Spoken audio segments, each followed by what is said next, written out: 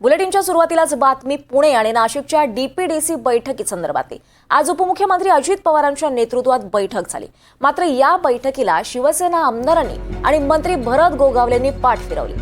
शिवसेना आमदारांना बैठकीला बोलावलंच नसल्यानं शिवसेना आमदारांमध्ये नाराजी होती अशी माहिती मिळते आहे। दरम्यान जिल्हा नियोजन बैठकीत फक्त मंत्र्यांनाच बोलावलं, मात्र गोगावले आलेच नाहीत असं स्पष्टीकरण अजित पवार गटानं दिलंय। आणि त्यामुळे आजच्या बैठकीत फक्त आदिती तटकरे आणि अजित पवार हे दोघेच उपस्थित होते।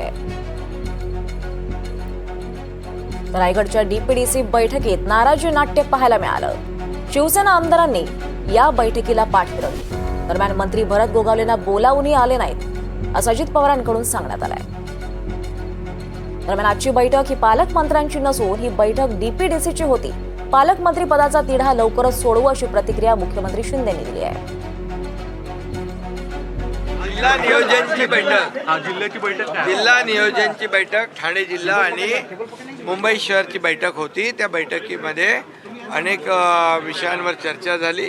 या संदर्भ कोळीवाडे आहेत, कोळीवाड्यांचं डेव्हलपमेंट आहे आणि त्याचबरोबर आपले किल्ले आहेत काही मुंबईमध्ये, त्याचं रिस्टोरेशन झालं पाहिजे, हॉस्पिटलमध्ये सुविधा मिळाल्या पाहिजे, क्वालिटी सुविधा मिळाल्या पाहिजे आणि काही इक्विपमेंटची आवश्यकता आहे।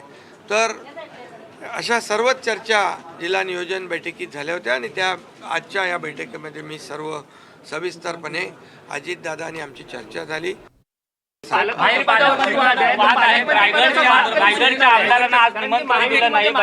आज पालकमंत्र्याची बैठक नव्हती।